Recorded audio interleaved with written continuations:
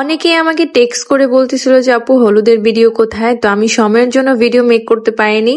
তো hello everyone, সবাই কেমন আছেন? আশা রাখছি আপনারা সবাই ভালো আছেন। চলে আসলাম নতুন একটা নিউ ব্লগ ভিডিও নিয়ে। বিকেল বেলায় চলে গিয়েছিলাম ভাইয়ার বাসায় বিয়ে বাড়িতে। তো বিয়ে বাড়িতে গিয়ে দেখছিলাম কি অবস্থা, কি হালচাল। যাই হোক, গিয়ে দেখি যে ভাইয়ার জন্য তত্ত্ব নিয়ে চলে এসেছে ঘটকে।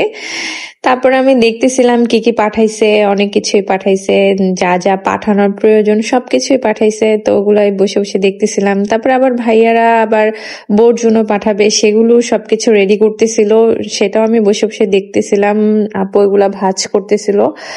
তো কি পাঠাবে, কি দিবে না দিবে, এগুলা সবকিছু দেখে দেখে দিচ্ছিল। ঘটক বসেছিল, কিভাবে কোনটা দিলে ভালো হবে, কোনটা দিবে না দিবে সেগুলাই, যেহেতু একসাথে বিয়ের বাজার করে, এগুলা সব গুছাইতে দিতে এগুলা সময় লাগে অনেক। দেখ, বসে বসে সবকিছু আমাদেরকে দেখাচ্ছিল আর সব গুছিয়ে গুছিয়ে দিচ্ছিল। তথ্য সাজানো শেষ হয়ে গেলেই তো সব গুছায়া সবাই একে একে সবকিছু ধরে ধরে ঘটকের হাতে সব উঠাইয়া দিচ্ছিল, সবকিছু বুঝাইয়া দিচ্ছিল। আর সুন্দরভাবে ঘটককে বসানো হয়েছে যাতে কোনো কিছু নিচে না পড়ে, কোনো কিছু যাতে নষ্ট না হয়। তারপর আমি আরো কিছুক্ষণ বসেছিলাম, আর আরো কিছুক্ষণ বসে থাকার পর বাসায় চলে এসেছি। বাসায় এসে হাতে মেহেদি লাগিয়েছি। যেহেতু আমি ঈদে মেহেদি দিইনি, তো আমি বাসায় এসে আগে 2 হাত ভরে মেহেদি লাগাইছি। আর আমার মেয়ে তো খুব বেশি খুশি, মানে। আর অন্যদিকে স্নিগ্ধা ভাইয়ের হাতে মেহেদি লাগাই দিচ্ছিল। তো আমি আরেকটু সন্ধ্যাবেলা এসে একটু ঘুরে গেছিলাম কি অবস্থা। তারপরে দিয়ে আমি বাসায় গেছিলাম রেডি হওয়ার জন্য। বাট এত পরিমাণে তুফান হয়েছে, বৃষ্টি হয়েছিল, মনে হয় না, আজকে মনে করছিলাম যে আমাদের হলুদটাই মাটি হয়ে যাবে। বাট মাশাল্লাহ একটু পরেই তুফানটা থেমে গেছে। বাট অনেকক্ষণ বৃষ্টি হওয়ার পরে সেটাও থেমে গেছিল। পরবর্তীতে সবাই ভালোভাবে ছবি তুলছে, ভিডিও করছে, আর সবাই আনন্দই করছে, ভালোই লাগছিল। দেন সবাই এই যে ফটো শুট শেষ হওয়ার পরে টেবিলে একটু একটু করে খাবারগুলা সাজানো হয়েছে, এগুলা নিয়ে যাবে। তারপর সবাই ভাইয়াকে একটু একটু করে হলুদ লাগাই দিবে, এটাই। তো খাবারগুলা বাইরে নেওয়ার জন্যই সবাই প্রস্তুতি নিচ্ছিল। তো আমিও একটু ভিডিও করে না, আমার মেয়ে তো খুব খুশি, স্নিগ্ধাও খুব খুশি, ও তো নাচানাচি শুরু করছিল।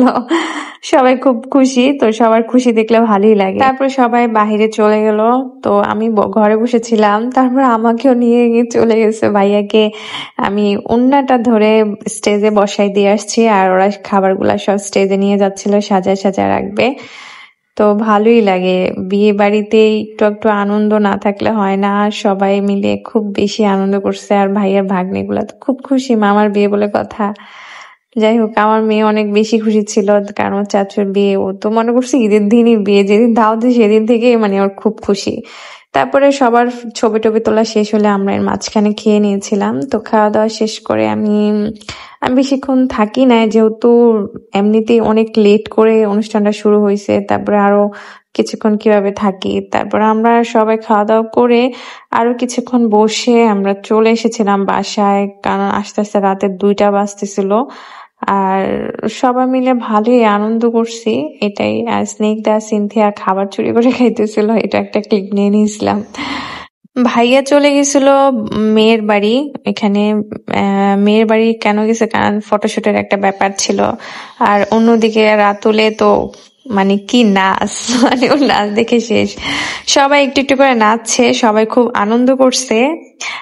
যদিও আমরা চলে আসার পরে আরো বেশি আনন্দ করছে, হলুদের রাতে কেউই ঘুমায় নেই। ভিডিও ক্লিপ গুলা আমার কাছে আছে, আমি সব ছাড়তে পারি না, কারণ সব ছাড়াও যায় না। তো সবাই মিলে নাচ গান আনন্দ ফুর্তির পরে সবাই ফাইনালি হলুদ শেষ হলো, পরের দিন বিয়ে হলো। আজকে এই পর্যন্ত। আল্লাহ হাফেজ, সবাই ভালো থাকবেন।